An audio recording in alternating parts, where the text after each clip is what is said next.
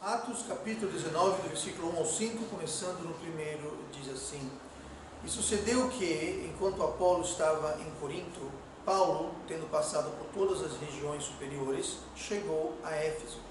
E achando ali alguns discípulos, disse-lhes: Recebestes vós já o Espírito Santo quando crestes? E eles disseram-lhe: Nós nem ainda ouvimos que haja Espírito Santo. E perguntou-lhes então: Em que sois batizados então? E eles disseram: No batismo de João. Mas Paulo disse: Certamente João batizou com um batismo de arrependimento, dizendo ao povo que cresce no que após ele havia de vir, isto é, em Jesus Cristo. E os que ouviram foram batizados em nome do Senhor Jesus. E oremos. Pai amado, obrigado pela tua palavra, ajuda-nos agora a aprendermos a partir dela. Peço que o Senhor me use esta manhã, possa falar com clareza, com poder, e que o Senhor nos dê ouvidos para ouvir. Nós pedimos isso em nome de Jesus. Amém. E vamos então sentar esta manhã. E nós estamos então vendo aqui as andanças de Paulo, suas viagens missionárias. E aqui nós vamos ver o tema de hoje, Paulo em Éfeso. Nós vimos Paulo em Atenas, e na semana passada, algumas semanas atrás, Paulo em Corinto, na semana passada, e hoje estamos vendo Paulo em Éfeso. Essa primeira parte que nós lemos, ela é uma parte que mostra a situação de Paulo no sentido em que eles estavam, ele chegou, no caso, em Éfeso. Aí no versículo, desde o versículo 1, ele encontra alguns discípulos de João, e é um texto interessante. Nós não vamos abordá-lo hoje, nós vamos falar sobre Éfeso em si e o ministério de Paulo em Éfeso, mas na semana que vem eu espero voltar para essa parte aqui e falar um pouquinho sobre o batismo de João, o batismo de arrependimento, que se trata de ter muita confusão que é feita em relação a essa questão de arrependimento, e um dos textos que eles usam é justamente esse. Não o texto que eles não usam esse texto, mas eles pegam a questão do batismo de João, que João batizava para arrependimento. Então, tem muita confusão em relação a isso. Nós vamos ver semana que vem, eu não vou abordar hoje, mas semana que vem voltaremos. Só quero deixar aí registrado para a gente ficar atento para a semana que vem e não achar que estão passando por cima sem tratar, porque é uma questão bastante importante que eu vou abordar aqui em Atos 19. De todo modo, o foco de Atos capítulo 19 não é esse encontro aqui de Paulo com os discípulos de João. Tá? O foco de Atos 19 é o alvoroço, a confusão que houve. Nós vamos ver daqui a pouquinho esse alvoroço todo. Tá? E esse alvoroço, como nós vamos ver, ele foi causado por três coisas que são muito delicadas e muito queridas. Tá? Um é religião, dois é idolatria e três é finanças. Nós poderíamos acrescentar um quarto aí que é futebol, né? Mas nós não vamos. Mas essas três coisas, você quer uma confusão, você quer tocar na ferida, você quer levantar celeumas e controvérsias e discussões que muitas vezes a lógica foge, muitas vezes a razão foge, e você pode apresentar evidências e provas e doutrinas por A mais B, mas as pessoas vão ficar muito passionais. Passionais quer dizer, eles vão deixar a razão de lado, eles vão deixar muitas vezes a fé de lado. Eu vou dar um exemplo.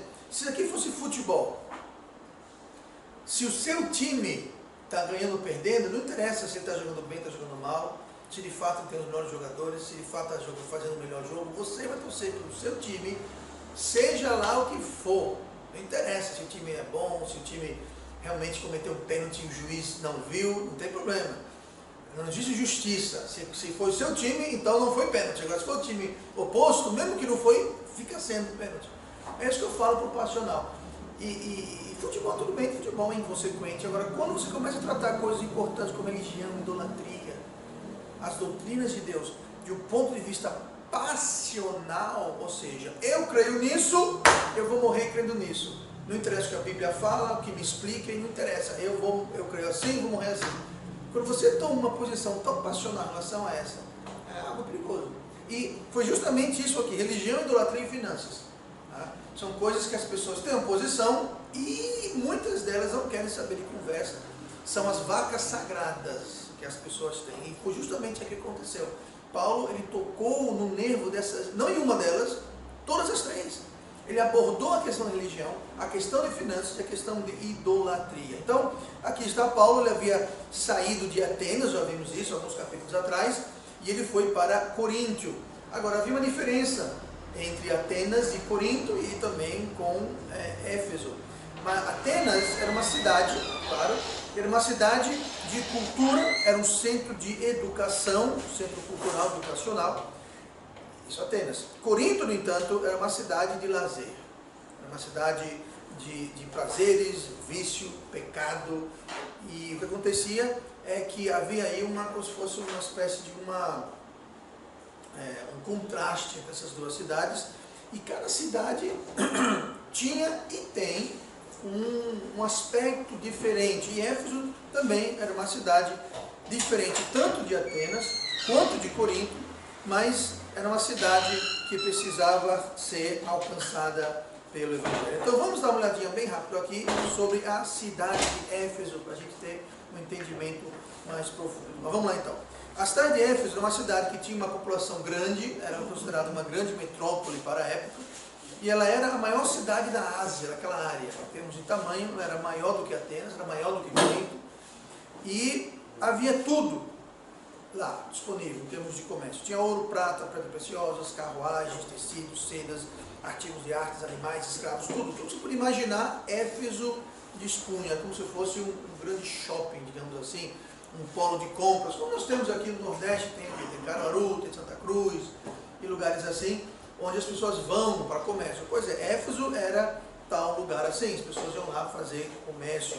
Era também uma cidade que não só tinha um aspecto muito forte comercial, industrial também, não só ele vendia comercial, mas fabricava muita coisa lá, mas ele tinha um aspecto muito religioso. Era lá em Éfeso que havia o templo de Diana, o grande templo de Diana, que era considerado uma das 7 maravilhas do mundo. Para você ter uma ideia, não existe mais, mas era considerado uma das 7 maravilhas do mundo. Então, algo muito grande, tinha capacidade para 50 mil pessoas. Imagine você, 50 mil pessoas, aí você vê o tamanho da cidade. Muitas cidades naquela época não tinha sequer essa população, muito mais um templo que acomodasse essa capacidade. Ela demorou, diz os historiadores, nada menos do que 220 anos para ser construída. 220 anos. Quantas gerações que começou a construir, morreu uma geração, veio outra e nada. Então, 220 anos, enorme, gigantesco, e foi, no final das contas, destruído pelo imperador romano Nero. Ele foi lá e destruiu. Com certeza não demorou 220 anos para destruir, tá? Mas aí fica a coisa. Então, essa foi a cidade, inclusive, que Paulo passou até esse momento do ministério dele, que ele passou mais tempo. Talvez devido ao tamanho da cidade, tinha mais gente, né? Nós vamos ver que o ministério maior muitas igrejas foram feitas lá, iniciadas lá. Então, pelo tamanho e também pela importância comercial, religiosa de toda aquela área. Então, essa é a cidade de Éfeso, bem diferente de Atenas, bem diferente de Corinto, mas não interessa a diferença, toda cidade precisa do Evangelho. Então, muitas vezes, como missionários, as pessoas perguntam, talvez não aqui nessa igreja, mas as pessoas perguntam, como é que eu posso saber onde é que Deus quer? Eu falo, gente, onde é que Deus quer você? Deus quer onde Ele é necessário, onde as pessoas precisam de Jesus. E todo lugar precisa de Jesus. Todo lugar precisa de Jesus. Então não fica todo mundo pensando, jejuando e orando, onde Deus quer, onde Deus quer. O mais importante do que o aonde é o que você está fazendo, né? E a sua disponibilidade de ir. Como a gente estava discutindo aqui, onde começar uma igreja, vamos começar aí na sombra, outra igreja, mas na realidade tem tanto lugar, não falta lugar para começar um trabalho, não falta lugar para começar uma igreja, porque todo lugar é lugar. E aqui também no caso, grande, pequeno, independente, precisa do Evangelho. Então olha comigo no versículo 26, nós vamos ver como é que foi a introdução, como é que estava lá o Evangelho na cidade de Éfeso. E no versículo 26 do capítulo 19 de Atos, diz assim: este Paulo, então isso aqui são as pessoas que estavam se opondo, este Paulo tem convencido e afastado uma grande multidão. Então aqui tem Paulo, estamos falando sobre Paulo, e ele havia convencido e afastado. Então ele havia pregado, esse afastado quer dizer que ele tinha tirado, pessoas tinham saído de onde eles estavam religiosamente e foram para no caso, Cristo, né? Então Paulo tem convencido e afastado uma grande multidão, dizendo que não são deuses os que se fazem com as mãos. Aí ele está atacando o quê? A idolatria. 27. E não somente ao perigo de que a nossa profissão caia em descrédito, mas também de que o próprio templo da grande deusa Diana seja estimado em nada, vindo a ser destruída a majestade daquela que toda a Ásia e o mundo venera. Então veja bem, muita gente foi salvo e muitas igrejas foram começadas nessa grande cidade de Éfeso, toda aquela área ali. E era uma igreja tão grande e igreja tão influente que quando começou, as igrejas de lá, que quando começaram a afastar e tirar as pessoas da idolatria, e no caso aqui o templo de Diana e tal coisa, era tão grande que afetou até os negócios da cidade, porque na cidade haviam fabricantes e comerciantes de ídolos, lá em Éfeso, versículo 27 a gente leu, e não somente ao perigo de que a nossa profissão caia em descrédito. Eles estão preocupados com o quê? Olha, nossa profissão de quê? De fabricar e vender ídolos vai cair em descrédito. Ela vai sofrer. Como eu falei no começo, quando começamos a falar aqui, está tratando sobre religião, está tratando sobre idolatria e negócios. Eles estavam aqui argumentando que o grande templo de Diana vai ser esquecido. Estavam falando que a profissão deles de fabricantes e comerciantes de idolatria ia ser afetado. Estavam também dizendo que o que ia acontecer era que o negócio deles, a profissão deles que é indiscreto. Então juntou as três coisas em um ataque só, para todo mundo preocupado justamente com o dinheiro no bolso, com a idolatria e com a profissão deles. Então você vê a influência da igreja. Quando houve avivamento no passado, em vários lugares do mundo, até Estados Unidos, toda coisa, tão grande era o avivamento que afetava o comércio e os negócios locais das áreas onde havia avivamento. Hoje é dito no Brasil que o Brasil está em avivamento, é dito que no Brasil ocorreu avivamento em tal lugar, porque vai ter avivamento. Avivamento você não marca, gente, não é uma coisa que você marca. Vamos ter avivamento semana que vem, às 3 da tarde, no sábado. Isso não é avivamento. Avivamento é uma coisa que você programa. Avivamento é uma obra espontânea do Espírito Santo, trabalhando e as pessoas individualmente respondendo. Mas deixa eu falar sobre os avivamentos que houveram nos Estados Unidos, na Escócia, País de Gales e Inglaterra. Quando há avivamento, o que acontece é que os bares fecham. As casas de vício fecham. Traficantes de droga não tem para quem vender as drogas. Não é uma lei que é feita, não é a igreja que vai lá e começa a protestar em frente do bar com placas dizendo fecha o bar, fecha o bar. Não, nada disso. Fecha. Fale, porque ninguém vai. Quem antes ia tomar bebida alcoólica, não vai mais. Quem antes comprava drogas, não vai mais. Quem frequentava as casas de má reputação, não frequenta mais. É isso que acontece. Não é algo que a gente vai lá e precisa passar uma lei, simplesmente fecha. Porque ninguém vai mais, ninguém quer saber dessas coisas, desses vícios do mundo. Então, é justamente isso que ocorre. Diga uma coisa, alguém viu isso no Brasil, ouviu falar no Brasil de bares e casas de má reputação e fecham? Não, o que eu mais vejo é isso, abrindo cada vez mais e mais, é o tráfico de drogas mais e mais, eu vejo justamente o oposto. Então, não deixe ninguém enganar você dizendo que no Brasil houve ou está havendo avivamento, especialmente quando tem um cartaz anunciando o dia e a hora do avivamento e cobrando a entrada. Tá? Isso não é, nunca foi, nunca será avivamento. Tá? Então, aqui, o trabalho e a influência das igrejas lá em Éfeso era tamanha que teve essa abordagem que os próprios comerciantes, vendedores, fabricantes de ídolos disseram, estamos falando. Versículo 26. Este Paulo tem convencido e afastado uma grande multidão. Tamanha multidão que ninguém está comprando as nossas bugigangas, nossas estatuetazinhas, ninguém está. E até o templo, no versículo 27, mas também de que o próprio templo de grande Deus seja estimado em nada. O templo de Deus, o templo da deusa Diana, que cabia capacidade de 50 mil pessoas, não estava mais ficando lotado. Porque o pessoal está vindo agora para as igrejas. Eles estavam virando dos ídolos e indo para o Deus verdadeiro. E eles estão percebendo isso. Diga uma coisa, a gente vê isso no Brasil. Tá? Só estou dizendo isso porque nem tudo que leva o nome de avivamento é avivamento. Tá? Então, aqui em Éfeso não. não, aqui em Éfeso o que está acontecendo é justamente isso. E foi esse o motivo do grande alvoroço, que é o foco de Atos 19, foi justamente isso daqui. Então vamos ver esse alvoroço, esse tumulto. Olha comigo o versículo 23, que nós vamos ler para ver exatamente aqui. Nós vamos reler alguns trechos, mas vamos pegar do 23 para ver o que foi que houve. Versículo 23 de Atos 19. E naquele mesmo tempo houve um não pequeno alvoroço. Um não pequeno alvoroço, quer dizer, houve um grande alvoroço. Tá? Houve um alvoroçado. Acerca do caminho, note que esse caminho é com C maiúsculo. Aqui está falando sobre o cristianismo, sobre seguir a Cristo. Tá? O caminho com C maiúsculo. Porque um certo ouvires, ou seja, alguém que trabalha com ouro, trabalha com metais preciosos, de prata, por nome Demétrio, que fazia de prata nichos de Diana, dava não pouco lucro aos artífices. Mais uma vez, não pouco lucro quer dizer que dava um quê? Um grande lucro grande, fazia muito dinheiro.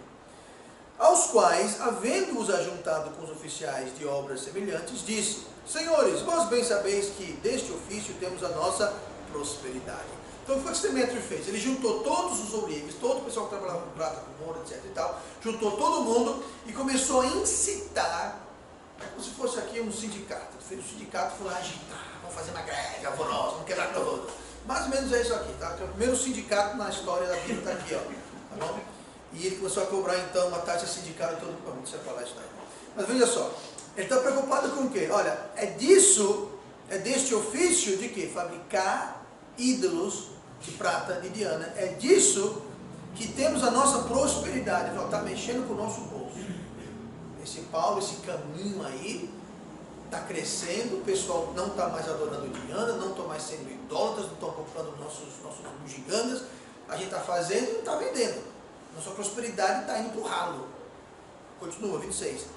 E bem vedes e ouvides, que não só em Éfeso, mas até quase em toda a Ásia, este Paulo tem convencido e afastado uma grande multidão. Olha só, não só em Éfeso, mas em toda a Ásia. Que Ásia? Corinto, Atenas, ou seja, todo lugar que Paulo passava e pregava o caminho, pregava Cristo, as pessoas criam, igrejas não começaram. Então eles estavam aqui notando isso. Não é só em Éfeso não, minha gente. Aqui já vem, ó, já esse Paulo está agitando. 27. E não somente há perigo de que nossa profissão caia em descrédito, mas também de que o próprio templo da grande deusa Diana seja estimado em nada, vindo a ser destruída a majestade daquela que toda a Ásia e o mundo venera.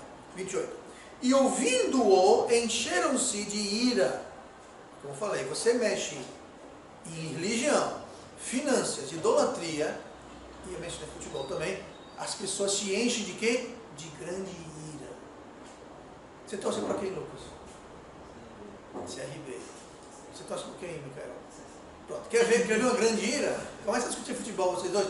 Não interessa quem ganhou, quem jogou melhor, se o juiz é ladrão, não interessa. O Lucas vai morrer e sangrar pelo CRB e o Micael vai morrer e sangrar pelo CSA.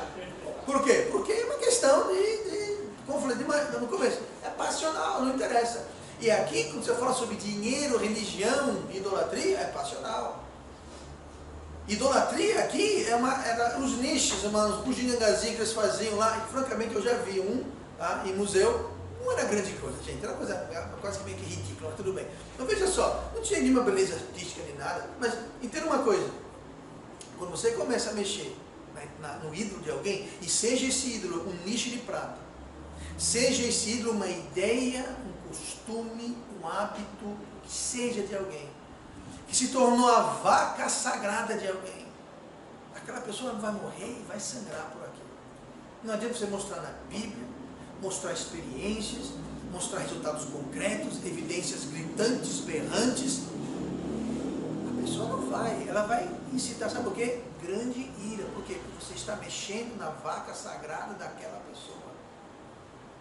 Na vaca sagrada daquela pessoa. E pode vir de várias formas, vários sabores, várias cores diferentes, mas quando você mexe em idolatria, e uma dessas é finanças e religião, mas tem outras coisas. Tem gente que tem um pecado de estimação, que é a vaquinha sagrada deles. Você coloca a ferida ali, pronto, você vai fazer o quê? Incitar grande ira, como nós lemos aqui, no versículo 28. E ouvindo-o, encheram-se de ira. Você mexe na vaca sagrada das pessoas, você vai enchê-las de ira. Contra quem? Contra você. Por isso tem muita igreja que prega, mas não bota o dedo na ferida de ninguém. Tem igreja que vale tudo, pode tudo, o pastor não prega contra nada. E veja bem, não é papel do pastor da igreja proibir e fiscalizar, policiar a vida de ninguém. É o papel do pastor, é o papel da igreja pregar a verdade. Aí cada um faz com aquilo que bem quer, porque cada um vai prestar contas para Deus. Então não cabe o pastor ficar vigiando, policiando a vida de ninguém. Agora, se alguém vem e me pergunta, pastor, isso é certo ou errado? Aí eu vou dizer o que é certo ou errado. Quando a gente prega e ensina, eu vou pregar o que é certo ou errado. Agora, o que você faz com aquela verdade é entre você e Deus. Entre você e Deus. Então, muita igreja não faz isso por quê? Porque as pessoas ficam cheias de ira. Você começa a colocar o dedo na ferida, você começa a tocar a vaca sagrada deles, você fica cheio de ira. E tem lá as consequências. Então, tem outro pastor, outra igreja que simplesmente não quer fazer isso. Então, ele só prega o amor, liberdade. Cada um faz o que quer, quando quer, se quer. E todo mundo vai para o inferno. E todo mundo vem da ira. Mas vamos lá. E ouvindo-o, encheram-se de ira e clamaram dizendo, grande é a Diana dos Efésios. E encheu-se de confusão toda a cidade, e unânimes correram ao teatro, arrebatando a Gaio e Aristarco, macedônios, companheiros de Paulo na viagem. Esses dois aqui, Gaio e Aristarco, eram gregos, tinham vindo de Paulo, de Atenas, né, da Macedônia, Grécia, e eles estavam lá. Paulo não estava lá, mas esses dois, Gaio e Aristarco, aqueles dois estavam lá, e pegaram eles, com ira, com raiva, queriam lixá-los, acabar com eles. Então, tudo isso começou com quem? Começou lá no versículo 24 por um tal Demétrio, que era um profissional daquela fazer e vender ídolos. Agora veja a hipocrisia dessas pessoas. Não só dessas, como muita gente hoje em dia também. Primeiro eles pensam no lucro e depois na religião.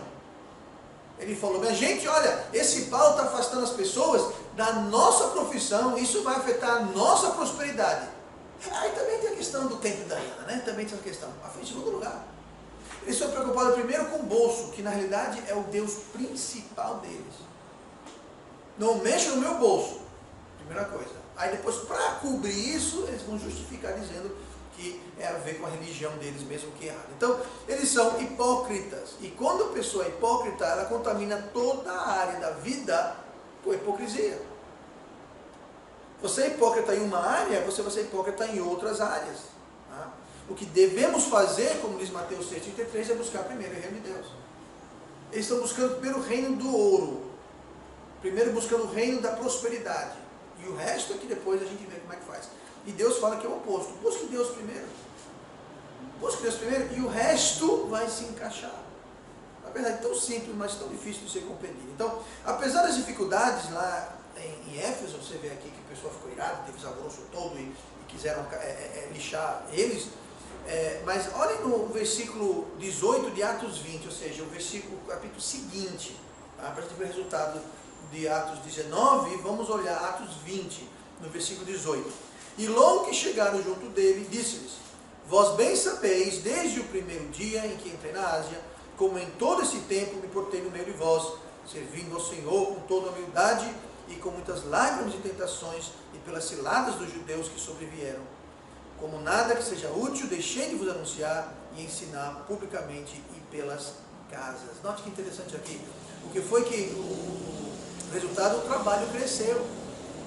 O trabalho cresceu. Por que o trabalho cresceu? Porque Paulo falou como devemos fazer, servindo ao Senhor com toda humildade, lágrimas, tentações, escapando das ciladas dos judeus, e nada deixei de vos anunciar. Aquilo que eu falei, tem muito ministério, muita igreja, um pastor que deixa de anunciar algumas coisas. Por quê? Para não incitar a ira. Para não incitar a ira. Então, nós temos que ter cuidado para anunciar tudo. Tá? Agora, uma palavra sobre evangelização. Quando nós vamos evangelizar, ali não é hora de você ensinar tudo.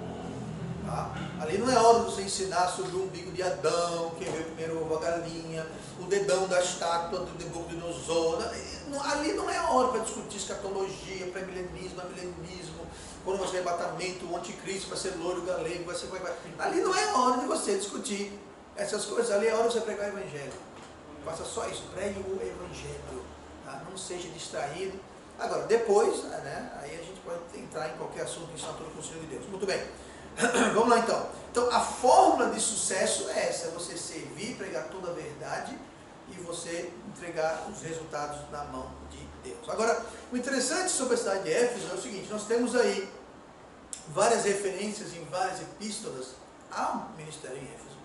Nós temos uma carta que Paulo escreveu para Éfeso. Vocês conhecem ela como uma epístola para os Efésios. Tá? Era justamente esse pessoal aqui. E nós temos também a igreja em Éfeso sendo mencionada lá em Apocalipse. Então, eu digo que você vai agora para Apocalipse capítulo 2. Apocalipse capítulo 2. Então, nós temos um certo conhecimento sobre a igreja em Éfeso. E nós vamos ver aqui rapidamente sobre o fim de Éfeso. Que fim teve essa igreja? Agora, veja só. Era uma igreja que começou muito bem. Paulo começou o trabalho, uma igreja influente, uma igreja que estava tirando as pessoas da falsa religião e colocando-as na religião verdadeira, que era no caso do caminho, o cristianismo. Os fabricantes e vendedores de ídolos estavam preocupados porque estava afetando a prosperidade deles. Então era uma igreja influente, uma igreja eficaz, uma igreja que não estava lá esquentando o banco, estava fazendo a obra, dando resultados.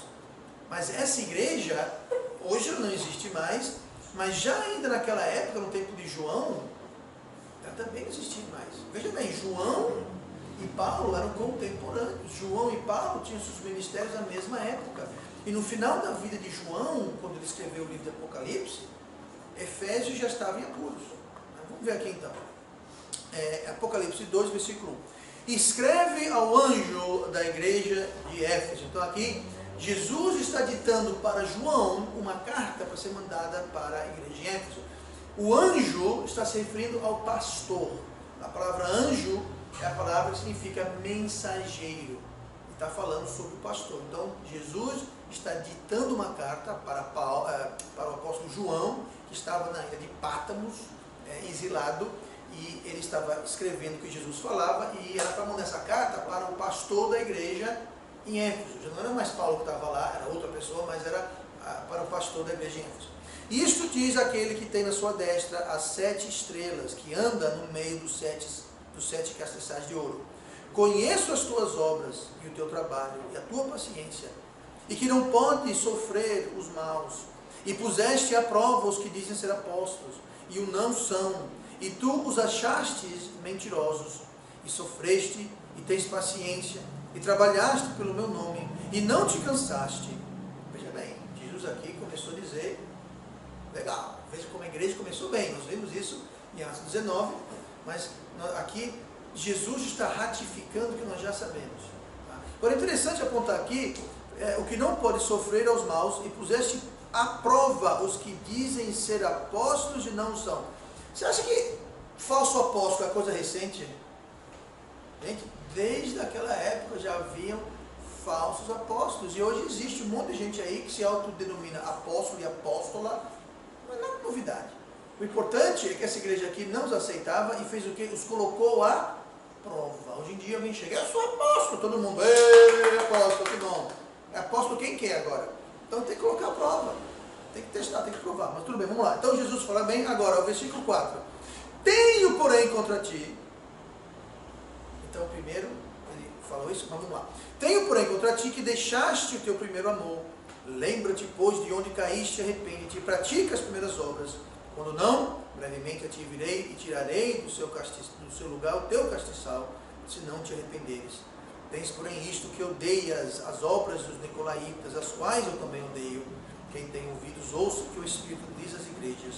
Ao que vencer, dar-lhe-ei a comer da árvore da vida, que está no meio do paraíso de Deus. Então, para conhecer a igreja em Éfeso, a gente precisa aqui desse trecho para conhecer bem como é que ela começou e o estado que ela estava. Aí, aqui em Apocalipse, Jesus está falando aqui para 7 igrejas, né? E Éfeso é uma dessas igrejas, que nos dá então uma introspectiva sobre a situação dela. Então ele começa com elogios, né? Jesus começa falando do versículo 2, que conhece as obras, então tinha obra, tinha trabalho, conhece tuas obras, teu trabalho, tua paciência.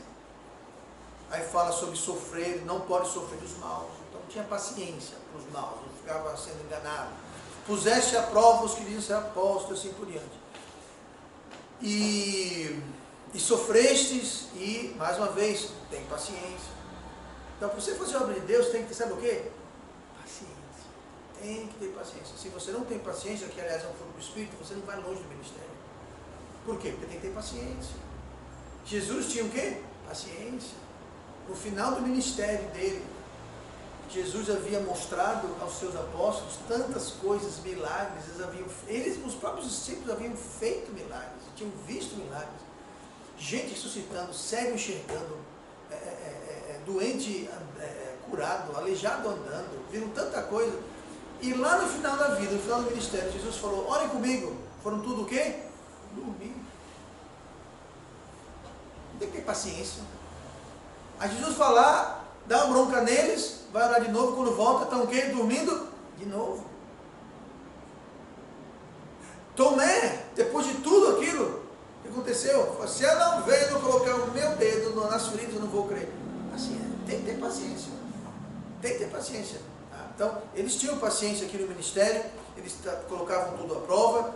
E outra coisa boa, a gente vê no versículo 6, odeia as obras dos nicolaítas. Então era uma igreja, veja bem, igreja que trabalhava, era uma igreja que produzia, era uma igreja que tinha paciência, que foi para o Espírito, era uma igreja que odiava o pecado, não pode sofrer os maus, então eles não aturavam o pecado, não aturavam a maldade, não aturavam isso. Eles eram fiéis à sã doutrina, puseste à prova os que dizem ser apóstolos e não são. Eram persistentes, que está junto aí com pacientes, e eles odiavam o que Deus odeia. Sabe que é muito bom você odiar o que Deus odeia? Se Deus odeia, então você odeia. O que Deus ama, você ama. Você não vai errar muito nessa hora. Agora, o que é que eles odiavam, o que Deus também odiava? Os nicolaítas. A palavra nicolaíta quer dizer aqueles que reinam sobre o povo. Nico quer dizer dominar, ou dominante, ou que domina. Laíta vem de leigo, ou seja, as pessoas. Isso aqui eram pessoas que queriam fazer o seguinte, olha o seguinte, vocês não sabem de nada. Deixe que eu explique o que a Bíblia fala. Vocês não sabem nada, Deus revelou para mim.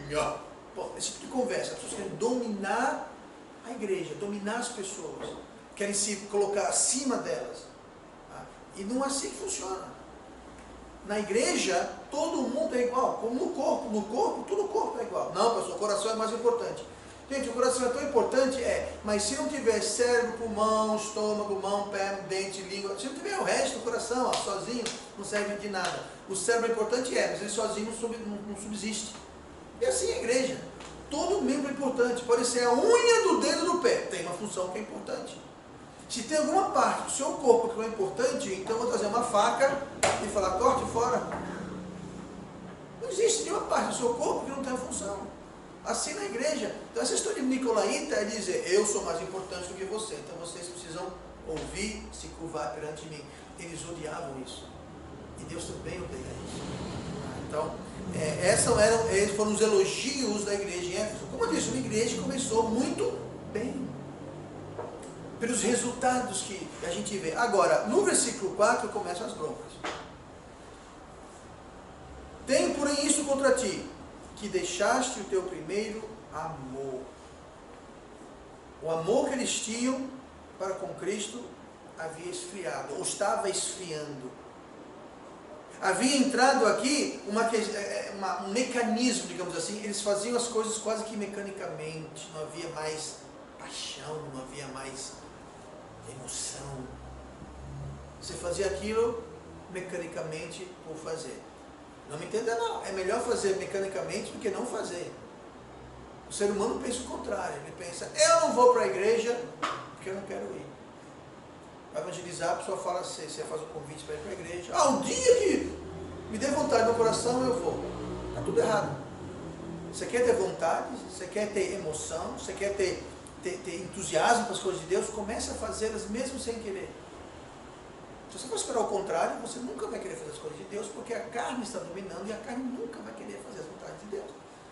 Então, primeiro, nem que seja mecanicamente, mas depois de fazer mecanicamente, você faz a coisa de coração, com afinco, com gosto, com vontade. O que aconteceu aqui em Éfeso é que eles tinham chegado aqui no ponto de fazer as coisas com emoção, com paixão, com primeiro amor, digamos assim, mas já estavam começando a regredir.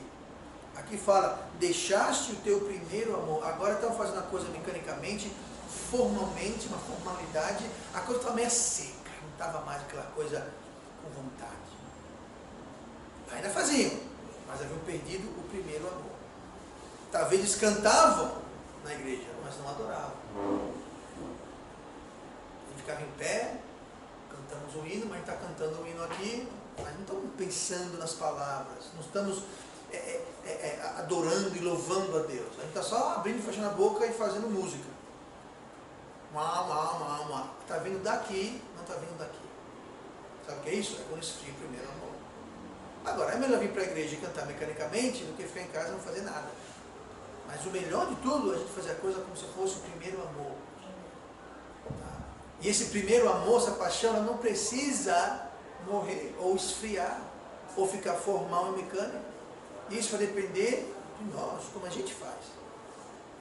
Esse primeiro amor é um fruto do Espírito. Se a gente alimentar o Espírito, esse primeiro amor vai sempre estar fresco, novo e vivo. A gente não alimenta o Espírito, ele vai secar. E vamos perder o primeiro amor. É o que estava acontecendo. Eles deixaram o seu primeiro amor e fala aqui, arrepende-te e pratica as primeiras obras. Entenda, o arrependimento vem de praticar as primeiras obras. Arrependimento, não fala, e arrepende-te se sentindo culpados. Não, o sentimento é o arrependimento. Arrependam-se pedindo perdão. Arrependimento não é palavras, arrependimento é ação. Está dizendo aqui, ó, arrepende-te e pratica as primeiras obras. Não adianta falar sobre arrependimento, sentir arrependimento. Tudo isso é muito bom e maravilhoso, pode falar e sentir, mas é só quando você começa a fazer. Como assim fazer? Bom, quem não vinha para o culto, começa a vir. Quem não evangeliza, começa a evangelizar. Quem não lê a Bíblia, começa a ler. E não ficar, pastor, acordei hoje com uma vontade de ler a Bíblia. Leu? Não. Grande coisa. Pastor, domingo de manhã, eu quase fui para o culto. Pastor, eu quase levantei da cama. Mas levantou? Não. Então não é arrependimento. Arrependimento é quando você pratica, quando você faz. Fica só na vontade. Fica só no pensar, isso não é muita coisa. Então, deixando o primeiro amor e deixando, consequentemente, de fazer as primeiras obras. Tanto que Jesus fala, volte a fazê-las.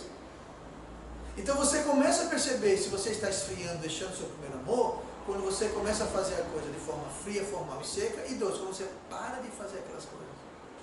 Você não vem mais para o culto. Aparecem coisas mais importantes, por mais não importantes que sejam, se tão importantes. Você começa a não fazer aquelas coisas, né? Por culto, né? Bíblia, você não ora, você não evangeliza, você testemunha, você para de fazer as coisas. Como é que se remedia isso? Você volta a fazê-las. Muito simples. Muito simples. Você volta a fazer aquilo que você deve estar fazendo, você parou de fazer. É que Jesus está falando aqui. Tá? Ai do crente que não para, porque nunca sequer começou. Tem esse problema também. Tem crente que nunca parou, porque nunca começou. Tem muito crente que não é que ele parou de evangelizar, ele nunca evangelizou. Não é que ele parou de dar panfleto, ele nunca deu um panfleto. Não é que ele parou de dizimar e contribuir, ele nunca dizimou e contribuiu. Não é que ele parou de vir para o culto, ele nunca foi fiel para os cultos. Ele vinha de vez em quando dava. Ou seja, tal pessoa nunca teve o primeiro amor. Então ele nunca perdeu. Aqui em Éfeso, eles perderam o primeiro amor, mas pelo menos eles tinham tido o primeiro amor.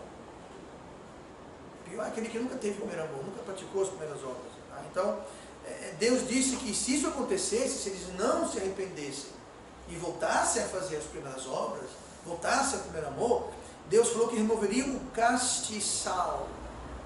Não vou entrar em detalhe agora, mas nós lemos aqui que ele fala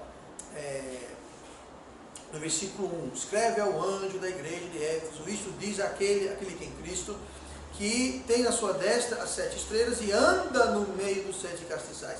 Essas estrelas está falando sobre as igrejas, ou seja, Jesus está com as igrejas aqui. E esse castiçal representa a presença dele, digamos assim, a autorização e a autoridade dele para que aquilo seja de fato uma igreja dele. O castiçal é Deus dizendo, essa igreja é minha. As minhas igrejas vão ter um castiçal, simbolicamente falando aqui. E ele falou o quê? Ele falou no versículo 1,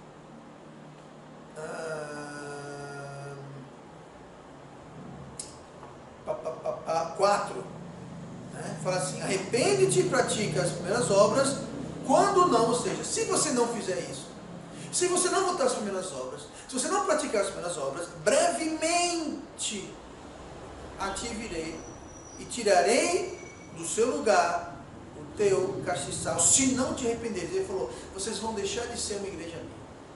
Vocês podem ter a placa na frente, o banco, o púlpito, vocês podem ter tudo isso. Vocês só não vão ter eu, a mim, só não vão ter Cristo. E, gente, o que o mundo mais tem hoje é a igreja que não tem o castiçal. Por quê? Porque não tem o primeiro amor. Eles não estão evangelizando, pregando o evangelho. Eu falei outro dia aqui de uma igreja que eu perguntei, um rapaz de 20 anos de idade, a vida inteira naquela igreja, perguntei qual foi a última vez que você ouviu falar. Não que você viu, que você ouviu falar, que alguém foi salvo nessa igreja aqui. O jovem de 20 anos falou, eu estou aqui há 20 anos, eu nunca ouvi falar, nunca vi de alguém ser salvo por algum ministério dessa igreja, nem dentro da igreja, durante o culto, fora do culto, fora da igreja, eu nunca ouvi falar alguém sendo salvo através do ministério dessa igreja. Ali o castiçal foi tirado, ó. Em breve virei a ti. Aquela igreja passou 20 anos. 20 anos. 20 anos, gente. Tem muita igreja que nem o evangelho sabe pregar mais.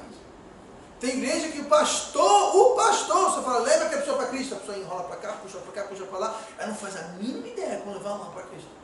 Isso o pastor, mas imagina o resto. Então ali, o castiçal foi tirado, ó.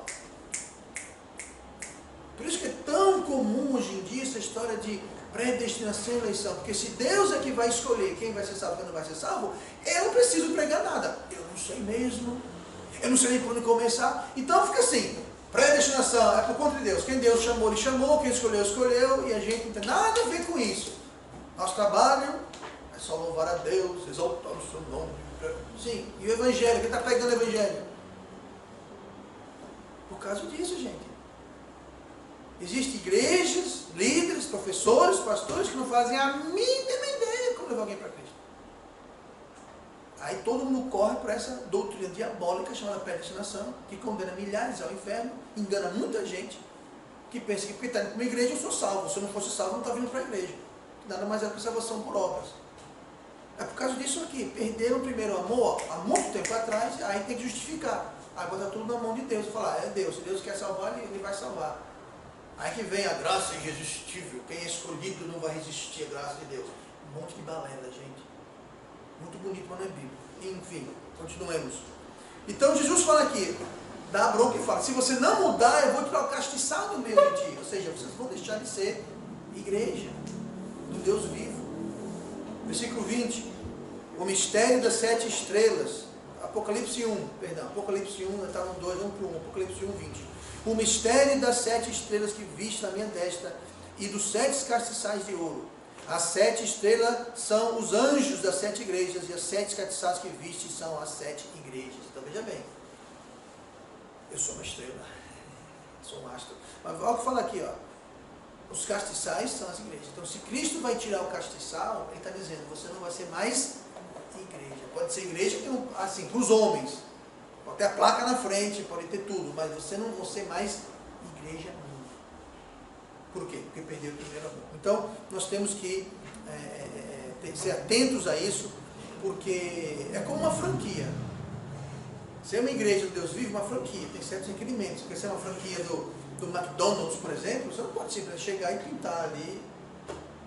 Uns anos atrás, o Jacintinho, alguns pertinho, colocou um quiosquezinho, um trailerzinho, um sorvete e botou lá um M amarelo, um fundo vermelho, e botou lá McDonald's.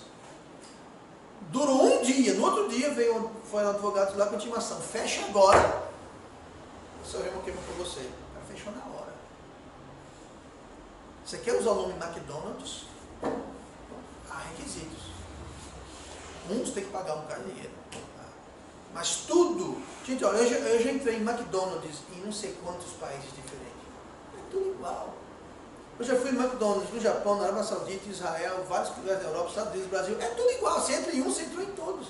Francamente. Você come um hambúrguer, um milkshake em um, é igual no resto. É tudo igual, padronizado. A igreja é assim. Eu não sei quantas centenas de igrejas eu já visitei o mundo afora. Falo igreja, não estou falando igrejas no sentido amplo. Igrejas batistas, independentes, fundamentalistas. E é impressionante, você entra em uma, é como você está em outra. Não, claro, materialmente falando, mas espiritualmente falando. Anos atrás tivemos o pastor Jarvis aqui, eu não lembro quem foi, alguém perguntou para ele, assim, pastor Jarvis, como difere a sua igreja lá na Flórida, no caso, e a nossa igreja? O que é diferente? Ele parou.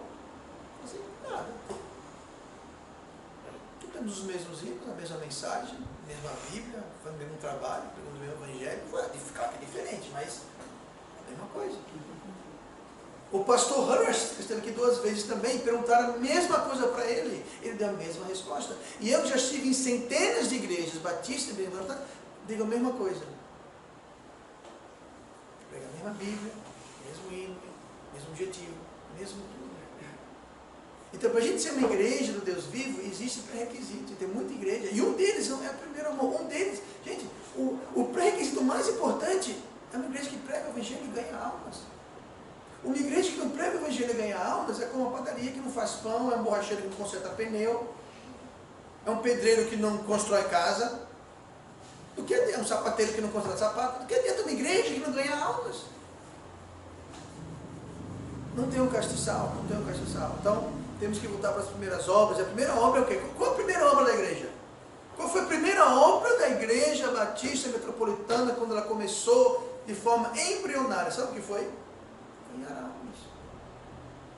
Primeira obra de uma igreja, você começa a ganhar almas. Você ganha almas, aí você junta essas almas. Você começa a ensinar, e pregar, edificar, e a igreja cresce daí. Mas a primeira obra é o quê? É ganhar almas. Você começa uma igreja que não é em cima de ganhar almas, você vai começar uma igreja cheia de gente perdida. Gente enganada, gente que pode até achar que é salvo. Mas você está começando com a licença errada. E quando você começa com a licença errada, fica muito difícil, quase impossível consertar depois. E tem muita igreja que, hoje, que infelizmente é isso. Da liderança para baixo, todo mundo é perdido. Pastor, como você pode falar isso? Porque as pessoas não conhecem o Evangelho. E se a pessoa não conhece o Evangelho, eu sinto muito, ela não é salva. Como é que você sabe se a pessoa conhece o Evangelho? Você pergunta para a pessoa. Você é salvo? Ou sou salvo? Ele é salvo, ele conhece o Evangelho. Aí você pergunta, por que você é salvo? Porque eu persevero. Porque eu não faço isso, não faço aquilo. Porque eu me inteiro estou na igreja. Ou pior e mais sutil, porque eu sou eleito. Só que a pessoa não é salva. Mas todo mundo ali acha que é por um motivo ou outro. Então a primeira obra de uma igreja, para começar uma igreja, é ganhar almas com o Evangelho. Não o pseudo-evangelho, mas com o Evangelho. E aí a primeira obra. Se a gente não voltar para a primeira obra, então vai acontecer é que nós vamos perder o castiçal. Vamos perder o castiçal. E nós não queremos isso, é claro. Mas assim como a igreja em Éfeso, pode ser na vida, nossa vida. Nós temos que fazer a obra. E quando fazemos a obra, entenda, haverá tumulto. Você começa a botar ferida. O dedo na ferida do povo vai ter tumulto, vai ter alvoroço, vai ter resistência. Mas lembre-se, maior que está em nós do que está no mundo. Tá? Então nós não devemos ficar intimados. Paulo ficou intimado, pelo contrário. Então, essa é Éfeso. Semana que vem voltaremos e veremos mais algumas coisas em relação a isso. E vamos então orar. Pai amado, nosso Deus querido, obrigado.